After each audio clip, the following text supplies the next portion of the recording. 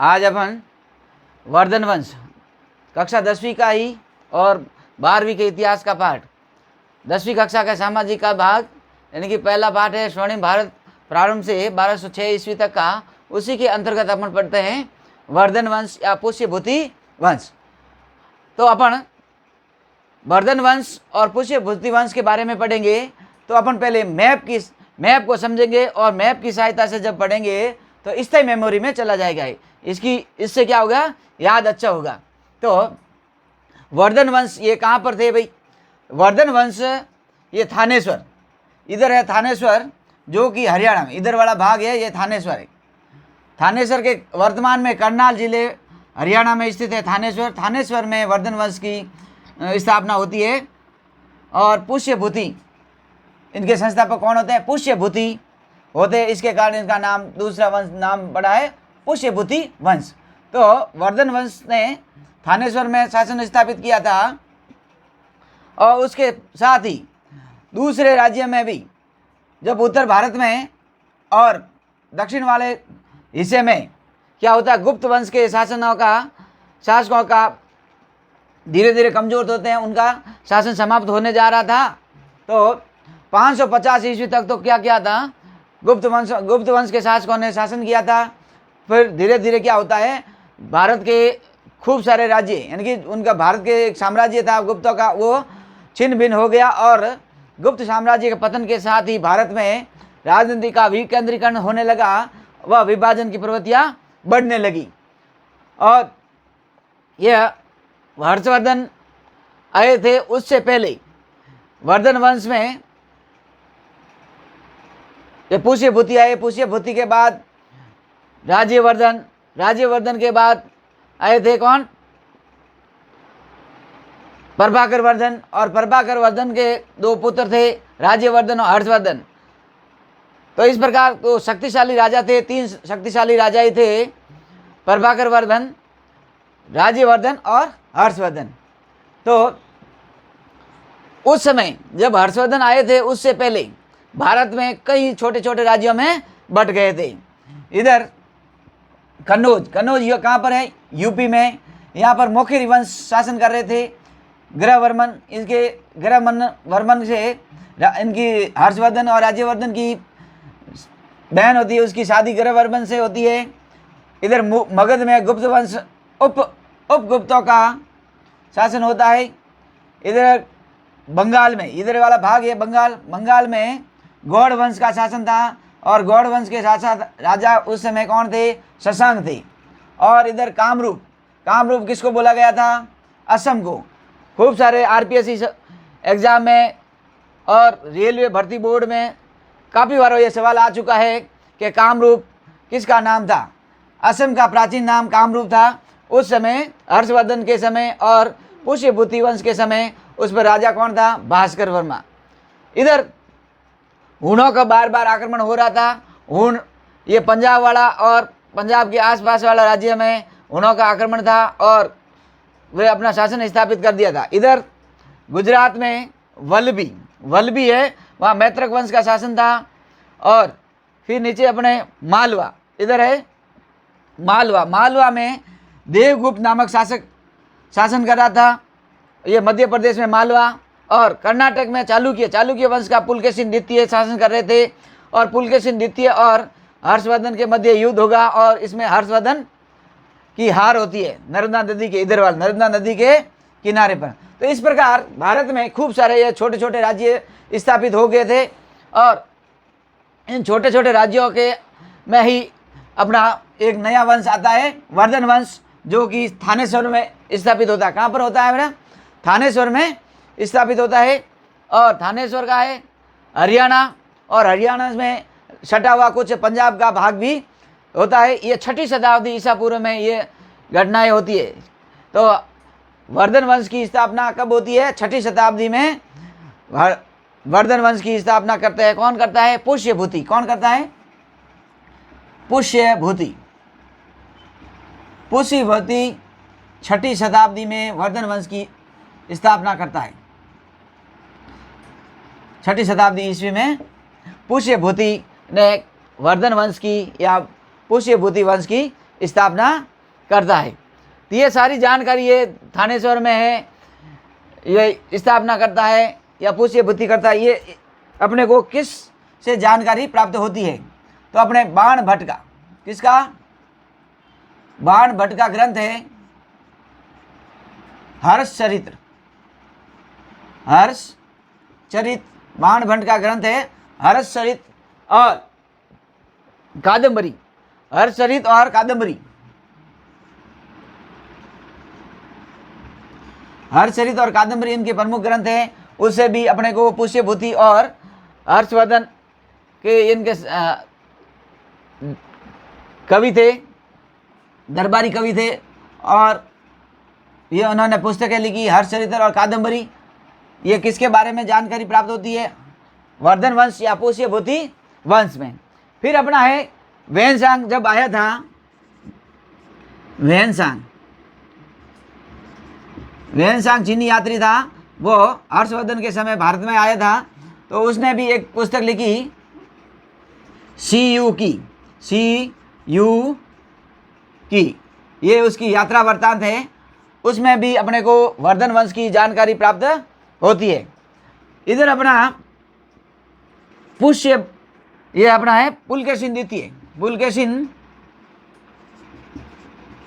पुलकेशिन द्वितीय का ये कर्नाटक में होता है शासन। पुलकेशिन द्वितीय है, चालुक्य वंश का शासक होता है, और उसने एक अभिलेख खुदवाया था, ऐहोल अभिलेख।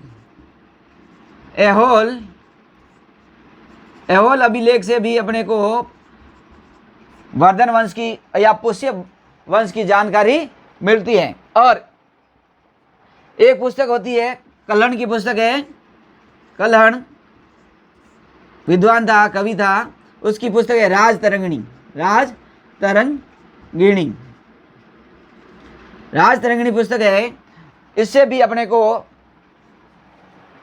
वर्धन वंश, पुष्य भूति वंश की जानकारी मिलती है। कुछ उसके वर्धन वंश के सिक्कों से भी, इसकी अपनी मुद्राओं के सिक्के से भी अपनी जानकारी प्राप्त होती है। तो पुष्य भूति वंश का है अपने को जानकारी इन स्रोतों से प्राप्त होती है। कल्हण की राजतरंगिणी, जो कि अपने कश्मीर के, अधिकतर कश्मीर के बारे में उल्लेख मिलता है, परंतु उस समय के वर्धन वंश और पुष्य भूति वंश के बारे में भी उसमें मिलता है।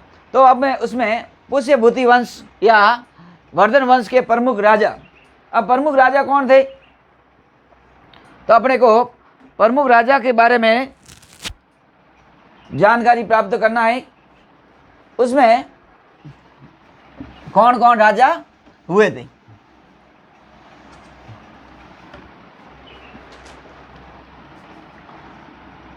प्रमुख राजा या शासक, पुष्य भूति वंश में प्रमुख राजा या शासक। आपको पहले ही बता चुका हूं कि इसके संस्थापक कौन थे। संस्थापक पुष्य भूति, इसके संस्थापक कौन थे? पुष्य भूति। कब स्थापना करते हैं? छठी शताब्दी ईस्वी में पुष्य भूति वंश के संस्थापक कौन होते हैं? पुष्य भूति। या वर्धन वंश के संस्थापक कौन होते हैं? पुष्य भूति। तो पुष्य भूति ने अपनी राजधानी कहाँ पर बनाई थी? राजधानी थानेश्वर में। और थानेश्वर वर्तमान में कहाँ है? करनाल, हरियाणा में। करनाल हरियाणा में स्थित है। तो वहाँ पर अपनी क्या बनाई? राजधानी बनाई थी। फिर उसके बाद पुष्य भूति शासक के बाद इस वंश में कई नए नए राजा हुए थे, प्रमुख राजा हुए थे, परंतु इन सभी राजाओं के में से प्रमुख 3 राजा ही हुए थे जो शक्तिशाली प्रमुख राजा थे। 3 शासक थे, प्रभाकर वर्धन, राज्यवर्धन और हर्षवर्धन। ये प्रमुख शक्तिशाली राजा हुए थे। और में इनमें से सबसे शक्तिशाली थे हर्षवर्धन। कौन थे? हर्षवर्धन सबसे शक्तिशाली थे। तो अपन पहले लेते हैं प्रभाकर वर्धन। किसके बारे में पढ़ेंगे अपन? प्रभाकर वर्धन।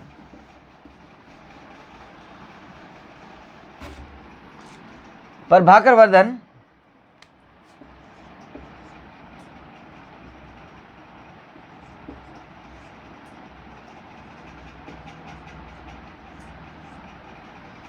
प्रभाकर वर्धन इस वंश के सबसे शक्तिशाली, जिसने सर्वप्रथम क्या करा? परम भट्टारक, उन्होंने प्रभाकर वर्धन ने अपनी एक उपाधि धारण की थी, परम भट्टारक और महाराजा धीराज। महाराजा धीराज, ये किसने उपाधि धारण की थी? प्रभाकर वर्धन ने। तो याद रखना है, काफ़ी बार प्रश्न आ चुका है, परम भट्टारक और महाराजा धीराज। परम भट्टारक और महाराजा धीराज की उपाधि धारण किसने की थी? प्रभाकर वर्धन ने। किसने की थी? प्रभाकर वर्धन ने। इसने क्या किया? जो पश्चिम से इधर से आते थे, पश्चिमी भारत में पंजाब और इधर पाकिस्तान वाले, पंजाब अफगानिस्तान वाले क्षेत्र जब भारत में ही था, तो वहाँ पर भी क्या करते थे? बार बार विदेशी आक्रमणकारी हूण यहाँ पर आक्रमण करते थे। तो हूणों को क्या करते हैं? एक बार इनको हूणों को हराते हैं। हूणों को हराने के बाद जबरदस्त ऐसा हराया कि उनके नाम से भी ये डरने लगे थे।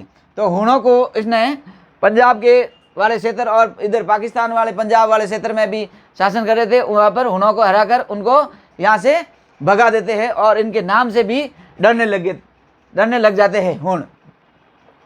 और इसके अब प्रभाकर वर्धन को ही क्या बोला जाता है? वास्तविक संस्थापक। वर्धन वंश का वास्तविक संस्थापक कौन होता है? प्रभाकर वर्धन होता है। फिर प्रभाकर वर्धन की शादी होती है उसकी यशोमती से। यशोमती से शादी होती है किसकी? प्रभाकर वर्धन की। और प्रभाकर वर्धन के 3 संतान होती है। 2 बड़ा होता है राज्यवर्धन, दूसरा होता है हर्षवर्धन, और एक होती है उसके पुत्री राज्यश्री। पुत्री कौन होती है? राज्यश्री। 2 पुत्र होते हैं और 2 एक पुत्री होती है। इस प्रकार इनके यशोमती और प्रभाकर वर्धन के 3 संतानें होती है। प्रभाकर वर्धन ने क्या करते हैं? जो राज्यश्री होती है, राज्यश्री की शादी मोखरी वंश के, कन्नौज में मोखरी वंश शासन कर रहा था। मोखरी वंश के शासक होते हैं ग्रहवर्मन। कौन होते हैं? ग्रहवर्मन के साथ इनकी शादी करता है। किसकी शादी? राज्यश्री की। राज्यश्री की शादी करते हैं। थोड़ा समय बाद में प्रभाकर वर्धन की क्या हो जाती है? मृत्यु हो जाती है। और मृत्यु होने के बाद क्या करते हैं? राज्यवर्धन सिंहासन पर बैठते हैं। उनके बड़े पुत्र होते हैं राज्यवर्धन। राज्यवर्धन इनके सिंहासन पर बैठते हैं, वर्धन वंश के सिंहासन पर। और उसी समय क्या करता है कि मालवा का शासक होता है देवगुप्त। मालवा का शासक कौन होता है? देवगुप्त। देवगुप्त क्या करता है? कन्नौज के मोखरी वंश के शासक होते हैं ग्रहवर्मन, यानी कि राज्यवर्धन के बहनोई या राज्यश्री के पति पर आक्रमण करते हैं और ग्रहवर्मन की क्या कर देते हैं? हत्या कर देते हैं। क्या करते हैं? हत्या कर देते हैं। और जो ये कन्नौज का शासन स्थापित था ग्रहवर्मन का, मोखरी वंश का, वो अपने अधीन कर लेते हैं। कौन करता है? देवगुप्त। देवगुप्त अपने अधीन कर लेता है और राज्यश्री को बंदी बनाकर अपने यहाँ ले जाता है। फिर क्या करता है? राज्यवर्धन के जैसे ही वो राज सिंहासन पर बैठता है तो उसके सामने बड़ी सी ये समस्या आके खड़ी हो जाती है कि अपनी बहन के पति की हत्यारा होता है देवगुप्त। देवगुप्त से बदला लेना और अपनी बहन राज्यश्री को छुड़ाना था। तो राज्यश्री को छुड़ाना था। फिर क्या करता है? राज्यवर्धन अपने सेना लेकर कहाँ चलता है? मालवा के राजा देवगुप्त के यहाँ। देवगुप्त को पराजित कर उसको मार डालता है।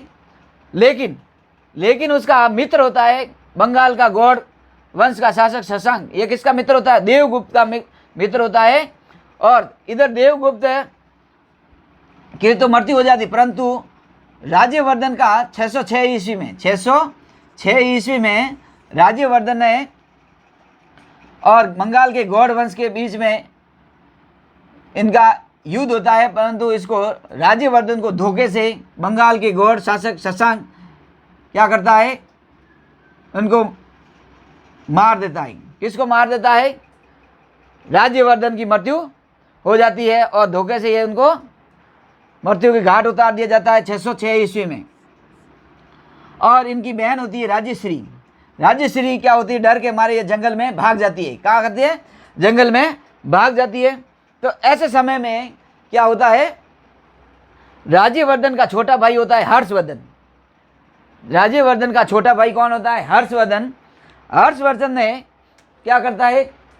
16 वर्ष की आयु, कितने वर्ष की आयु में? 16 वर्ष की आयु में वह क्या बनता है? शासक बनता है। 600 लगभग 590 ईस्वी में हर्षवर्धन का जन्म होता है और 606 ईस्वी में वह क्या बनता है? 606 ईस्वी में शासक बनता है। कौन बनता है? हर्षवर्धन। हर्षवर्धन शासक बनता है। और हर्षवर्धन के सामने जब 16 वर्ष की आयु होती है, 16 वर्ष की आयु, अल्प आयु में ही क्या बन जाता है? ये शासक बनता है। और शासक बनते ही उसके सामने 3 बड़ी चुनौतियां सामने स्थापित होती है। एक, जो अपने बेनई का ये बड़ा क्षेत्र था कन्नौज, कन्नौज को देवगुप्त ने अपने अधीन कर लिया था। और देवगुप्त का मित्र था बंगाल का गौड़ वंश का शासक शशांक। शशांक को हराना, अपनी बहन को ढूंढ के लाना और अपने साम्राज्य का को स्थापित करना, यानी कि अपने साम्राज्य को संभालना, ये 3 उसके सामने बड़ी चुनौतियाँ थी। ये 606 ईस्वी में शासक बनता है और 644 तक, यानी कि कब तक रहता है? 644 तक नहीं, 47 तक, सॉरी, 647 ईस्वी तक इनका शासन रहता है। लगभग इन्होंने 40 वर्ष तक शासन किया था। कितने वर्ष तक शासन किया था? भारत में 40 वर्षों तक शासन किया था। और इनके 3 बड़ी चुनौतियाँ थी। चुनौतियों में इनको शशांक को हराना था, यानी बंगाल का गौड़ शासक शशांक को हराना था, अपनी बहन राजश्री को खोज निकालना था और थानेश्वर और कन्नौज वाले साम्राज्य को संभालना था। ये बड़ा उसके सामने चुनौतियाँ थी। फिर क्या करता है? हर्षवर्धन ने, गौड़ वंश के शासक होता है शशांक। हर्षवर्धन क्या करते हैं? गौड़ वंश का शासक होता है शशांक। शशांक राज्यवर्धन की हत्या कर देता है। उसका भी बदला लेने के लिए वो तैयार हो जाता है और अपनी बहन कौन होती है? राजश्री। राजश्री को भी जंगलों में क्या करता है? अज्ञात स्थान पर चली जाती है। और वो अज्ञात वर्ष चली जाने पर क्या होता है कि एक कथा कहानी अनुसार कि वो अंतिम समय में वो मृत्यु के घाट पर, यानी कि अंतिम समय में उनकी मौत होने वाली थी, उससे पहले ही ये हर्षवर्धन वहाँ पहुँच जाते हैं, अपनी बहन की जान बचा लेते हैं। अपनी प्राणों की रक्षा के लिए वो अपने भाग जाती है, परंतु वो क्या करते हैं? अंतिम समय में हर्षवर्धन वहाँ पहुँच जाते हैं और अपनी बहन की जान बचा लेते हैं। और इधर गौड़ वंश का शासक शशांक होता है। शशांक को ये उन पर आक्रमण, हर्षवर्धन युद्ध करता है और शशांक को हरा देता है। यह किसकी सहायता से हराता है? कामरूप, यानी असम, वर्तमान में असम, उस समय कामरूप। कामरूप का शासक होता है भास्कर वर्मा। भास्कर वर्मा से संधि करते हैं और संधि कर दोनों मिलकर क्या करते हैं? बंगाल के गौड़ शासक शशांक की हत्या करते हैं और अपनी बहन को भी ढूंढ के वापस लाते हैं। और ढूंढ कर वापस लाकर थानेश्वर और कन्नौज दोनों का शासन संभालते हैं।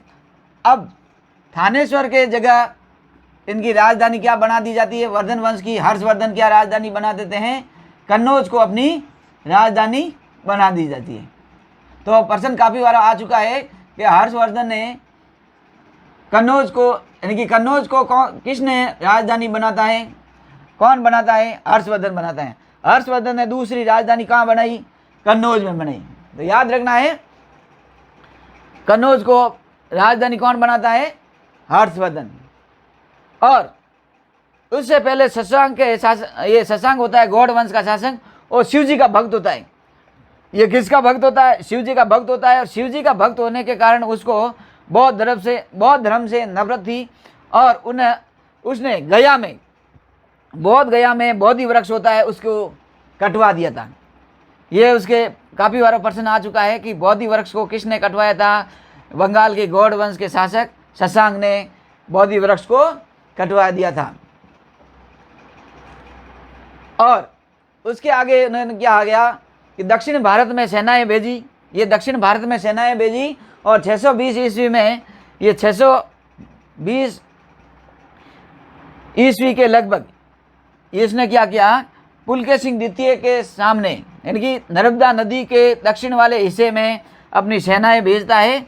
और इस सेनाओं का मुकाबला होता है किसके साथ? पुलकेशिन द्वितीय के साथ। चालुक्य शासक होता है पुलकेशिन द्वितीय के साथ उनका युद्ध होता है। और युद्ध में क्या होता है? पुलकेशिन द्वितीय नर्मदा नदी के किनारे दक्षिण वाले हिस्से में आने नहीं देता है और इसको हर्षवर्धन को हरा देता है। क्या करता है? हर्षवर्धन को हरा देता है और दक्षिण नर्मदा के उत्तर वाले दिशा में ही हर्षवर्धन को रखता है। इस प्रकार हर्षवर्धन ने इधर थानेश्वर, कन्नौज, मगध, बंगाल, मालवा, असम के कामरूप, नेपाल, इधर नेपाल और चीन वाले हिस्से में भी ये क्या कर रहा था? उस समय उनका शासन हुआ करता था। यानी कि उत्तर भारत तक ये सीमाएं कहाँ का थी? उत्तर भारत में हिमाच्छादित पर्वतों, हिमालय के जो पर्वत थे बड़े बड़े पर्वतों तक, और दक्षिण में नर्मदा नदी, ये इधर नर्मदा नदी के तट तक, और पूर्व में गंजाम, ये असम वाला क्षेत्र पूर्व में गंजाम, और पश्चिम में वल्लभी तक, इधर वाला ये वल्लभी वाला क्षेत्र है, पश्चिम में ये गुजरात वाला क्षेत्र, यहाँ तक उनका एक राज्य, बड़ा सा राज्य विस्तृत था। और इन बड़े राज्य की राजधानी, नई राजधानी क्या बना दी? कन्नौज बना दी कि नहीं? हर्षवर्धन ने भी क्या किया? अपने पिता की और तरह ही महाराजा धीराज की उपाधि धारण की थी। महाराजा धीराज, महाराजा धीराज की उपाधि धारण की थी। और बाद में क्या करते हैं? ये पहले क्या थे? शिव जी के भक्त थे। क्या थे? शिव जी के भक्त थे और शिव जी के और सूर्य के उपासक थे, यानी भक्त थे। बाद में बौद्ध भिक्षु होता है दिवाकर। याद रखना मित्रों, दिवाकर मित्र और वह वेनसांग, इन दोनों के प्रभाव में आकर वो बौद्ध धर्म की ओर झुक जाते हैं। किस धर्म की ओर? बौद्ध धर्म के अनुयायी हो जाते हैं, बौद्ध धर्म को अपना लेते हैं। इससे पहले क्या थे? वो शिव जी के और सूर्य के उपासक थे। दिवाकर मित्र और वेनसांग, याद रखना, दिवाकर मित्र और वेनसांग के प्रभाव से ये क्या करते हैं? बौद्ध धर्म को अपना लेते हैं। और बौद्ध धर्म की शाखा कौन सी होती है? महायान शाखा। ध्यान रखना, हर्षवर्धन कौन सी शाखा के अनुयायी था? महायान शाखा। बौद्ध धर्म की महायान शाखा के अनुयायी थे। बौद्ध धर्म की शाखा थी महायान शाखा। महायान शाखा के अब अपना लेता है, स्वीकार कर लेता है, वो अनुयायी होता है। और फिर क्या होता है कि हर्षवर्धन प्रति 5 वर्ष बाद में, हर्षवर्धन एक दानवीर राजा था, उसने क्या करता है? वो हर 5 वर्ष बाद में प्रयाग में मेला लगवाता है। महामोक्ष परिषद नामक एक मेला लगाता है हर 5 वर्ष बाद में। और जितना भी अपने कमाया हुआ होता है वो सब दान कर देता है। हर 5 वर्ष बाद, हर 5 वर्ष बाद में कहाँ पर? प्रयाग, प्रयाग यानी कि इलाहाबाद, यानी कि उसका नया नाम हो गया प्रयागराज। तो इलाहाबाद प्रयाग में हर 5 वर्ष बाद में क्या करता है? हर्षवर्धन मेला भरवाता है। और मेले में क्या करता है? यह मेला, 2 नदी होती है, गंगा व यमुना। गंगा व यमुना नदी के जो संगम होता है, मिलन होता है, वहाँ इस संगम पर क्या करता है? मेला भरता है। हर 5 वर्ष बाद में इनका मेला लगवाता है। और इस मेले को नाम दिया महामोक्ष परिषद।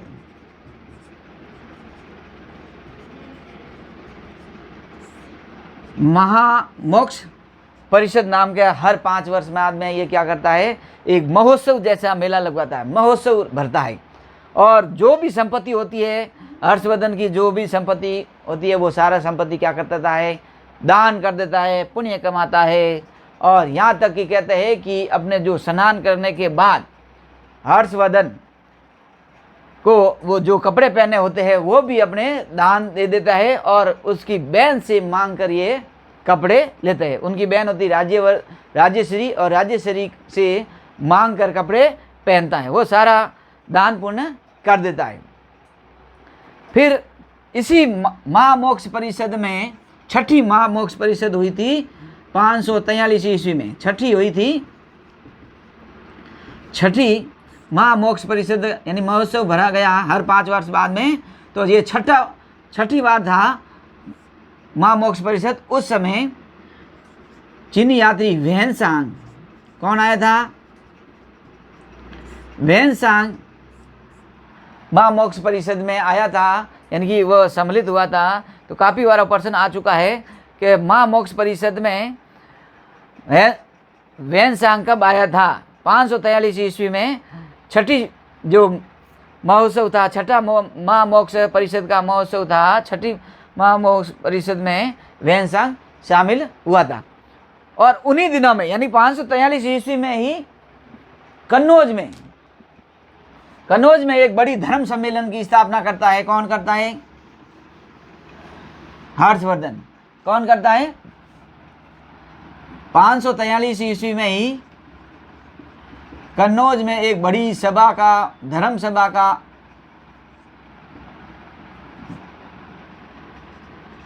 महान धर्म सभा का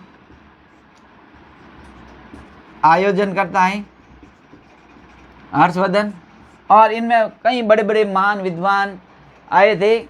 और प्रसिद्ध इतिहासकार है डॉक्टर राधाकृष्ण मुखर्जी, डॉक्टर राधा कुमुद मुखर्जी ने इस सभा को धर्मों का महासम्मेलन कहा है। धर्मों का महासम्मेलन,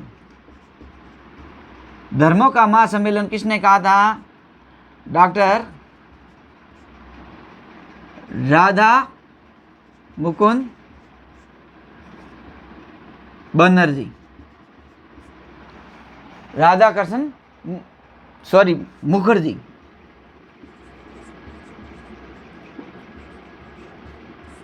राधा कुमुद मुखर्जी ने इस महासम्मेलन, धर्म सम्मेलन था, उसको धर्मों का महासम्मेलन कहा था। फिर इन धर्मों का महासम्मेलन में यानी कि धर्म सभा का अध्यक्ष किसको बनाया गया? धर्म सम्मेलन का अध्यक्ष वेनसांग को बनाया गया। वेनसांग को इसका क्या बनाया? अध्यक्ष बनाया गया। और ये महायान शाखा में बहुत प्रतिष्ठित, यानी कि ये धर्म किस शाखा के लिए बनाया था? बौद्ध धर्म के प्रतिष्ठित महायान शाखा को उच्च स्तर यानी उसकी धर्म की प्रतिष्ठा बढ़ाने के लिए ये धर्म सभा का आयोजन किया था। और इस सम्मेलन वेनसांग को महायान देव यानी कि उनको उपाधि दी थी महायान देव, और दूसरी याद थी मोक्ष देव। महायान देव और मोक्ष देव, इन्होंने दो वेनसांग को इसके अध्यक्ष थे और इसके अध्यक्ष होने के नाते इनको दो उपाधियाँ दी गई, महायान देव और मोक्ष देव। ये किसको दी गई कि वेनसांग को दो उपाधियाँ दी गई थी। उसके बाद क्या होता है कि हर्षवर्धन तलवार के बल पर तो सारा राज्य जीत गया था, परंतु इतनी तलवार में इतनी ताकत थी कि वैसे ही उसके हर्षवर्धन के कलम में भी बहुत बड़ी ताकत थी। हर्षवर्धन के कलम में भी बड़ी ताकत थी। जैसे तलवार में ताकत थी वैसे ही कलम में भी ताकत थी। हर्षवर्धन ने 3 नाटक रचे थे। हर्षवर्धन ने 3 नाटकों की रचना की थी। 3 नाटक थे हर्षवर्धन में, यानी अपने कलम में, यानी कि उसने खुद ने अपने 3 नाटक रचे थे। उन नाटकों का नाम है नागानंद, दूसरा है रत्नावली और प्रिय दर्शिका। नागानंद, रत्नावली और प्रिय दर्शिका ये संस्कृत भाषा में लिखी गई थी। किस भाषा में थी? ये संस्कृत भाषा में लिखे गए थे। किस भाषा में? याद रखना है, नागानंद, रत्नावली और प्रियदर्शिका ये किस भाषा में रचना की थी इनके? तो ये संस्कृत भाषा में इनकी रचना की थी। और हर्षवर्धन के दरबारी में कई बड़े विद्वान और कवि भी रहते थे। उसमें से प्रमुख कवि थे कादम्बरी। कौन थे? कादम्बरी।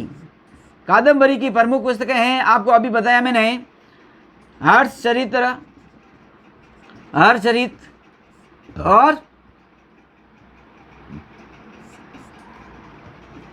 कादम्बरी और हर्षचरित। इनके दरबार में एक बहुत बड़े विद्वान रहते थे, कवि थे बाण भट्ट की दोनों रचनाएं हैं, कादम्बरी और हर्षचरित और कादम्बरी। ये 2 बड़ी प्रमुख प्रसिद्ध पुस्तक थी बाण भट्ट की, दोनों पुस्तकें थी। और इनके अलावा बाण भट्ट ने खूब सारे अन्य भी पुस्तकें लिखी थी, जैसे पूर्व पीठिका, चंडी शतक, पार्वती परिणय और सुकुट तड़िक तक, ये उनकी अन्य कृतियाँ भी थी। इनके दरबार में बाण भट्ट के बाद और भी विद्वान उनके दरबार में हुआ करते थे, जैसे मयूर, शुभबंधु, मतांग दिवाकर और ईशान जैसे खूब इसमें विद्वान रहते थे। उसके बाद चीनी यात्री आया था हर्षवर्धन के दरबार में चीनी यात्री आता है वेनसांग को भी वो क्या करता है? आश्रय देता है।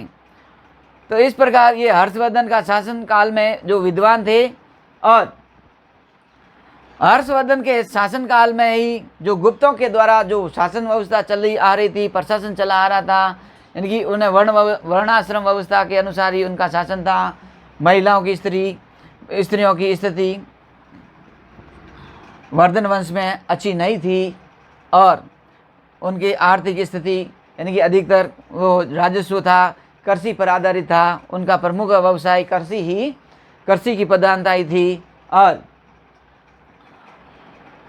उसके बावजूद भी क्या करता है कि उनका जो व्यापारी केंद्र था गुप्तों का था उज्जैन था, और पुष्यभूति वंश या वर्धन वंश का व्यापारी केंद्र मथुरा था। क्या था? व्यापारी केंद्र मथुरा था। मथुरा में सूती वस्त्र के कपड़ों का व्यापार होता था। याद रखना है, पुष्यभूति वंश या वर्धन वंश के समय व्यापारी केंद्र कहाँ था? तो मथुरा था। और वहाँ पर क्या थे? सूती वस्त्र उद्योग का उद्योग थे, और वहाँ पर व्यापार हुआ करता था। कहाँ पर? मथुरा में। और इन बीच बहुत भिक्षु होता है जयसेन, और जयसेन को हर्षवर्धन क्या करते हैं? 80 गांव दान में दे देते हैं। जयसेन को हर्षवर्धन क्या करते हैं? 80 गांव दान में दे दिया जाता था। इतना दानवीर योद्धा था। तो ये था। और इसके बाद क्या होता है, हर्षवर्धन की कोई संतान नहीं थी। हर्षवर्धन के बिल्कुल कोई संतान नहीं थी, और संतान नहीं होने के नाते हर्षवर्धन की जैसे ही 647 ईस्वी में हर्षवर्धन की क्या होती है, मृत्यु हो जाती है। और मृत्यु होने के साथ ही क्या होता है, वर्धन वंश या पुष्यभूति वंश की समाप्ति हो जाती है। तो अपन थोड़ा चीनी यात्री, ये तो था हर्षवर्धन। हर्षवर्धन के समय आए थे चीनी यात्री वेनसांग। कौन आया था? वेनसांग। वेनसांग के बारे में थोड़ी बता देता हूँ मैं। वेनसांग एक चीनी यात्री थे। उन्होंने 629 से लगाकर 644 ईस्वी तक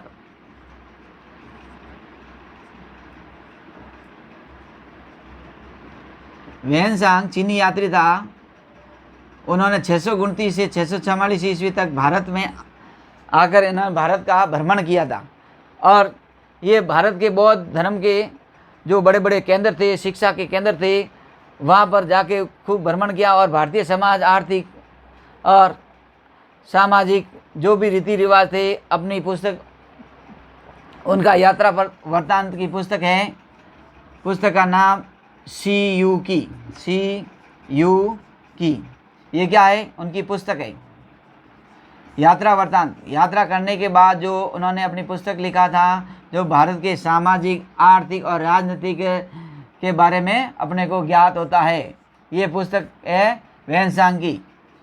तो वेनसांग 629 ईस्वी से 644 ईस्वी तक भारत में रहता है, और भारत की जो राजनीतिक, आर्थिक और सामाजिक स्थिति होती है उसके बारे में अपनी पुस्तक होती है CU की, यात्रा वृत्तांत की पुस्तक होती है CU की। और CU की में इसके बारे में उल्लेख करता है।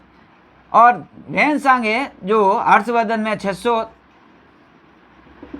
636 ईस्वी में कन्नौज में जाता है। कन्नौज में पहली बार हर्षवर्धन से मिलने कब मिलता है, 636 ईस्वी में हर्षवर्धन से कन्नौज में जाकर वेनसांग मिलता है।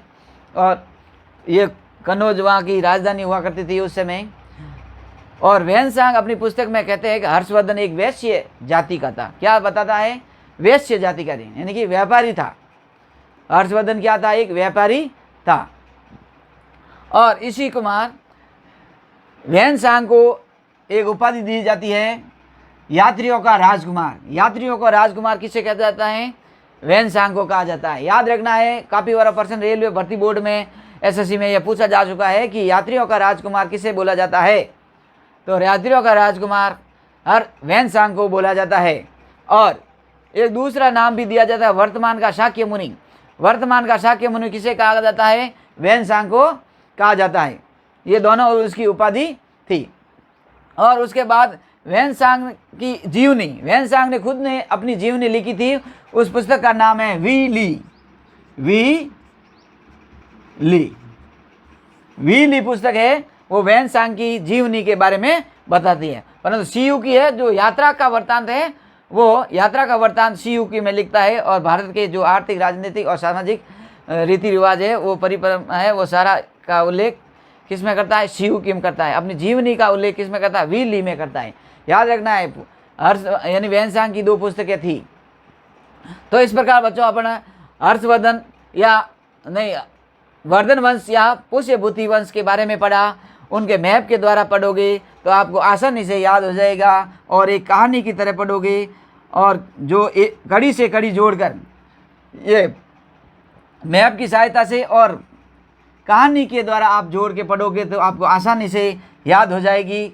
और जो भी आपको पर्सन आएगा, यानी वर्धन वंश से जो भी पर्सन पूछेगा, ऑब्जेक्टिव टाइप के पर्सन हो या बड़े पर्सन हो, ये सारे पर्सन आपको इस मैप की और कहानी की तरह याद करके आप सुनोगे अच्छी तरीके, मेरा पूरा वीडियो सुनोगे तो आपको आसानी से याद हो जाएगा।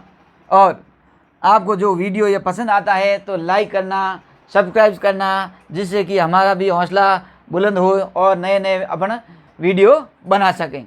तो अगला अपना चैप्टर होगा पाल वंश। आपका कौन सा चैप्टर होगा? पाल वंश।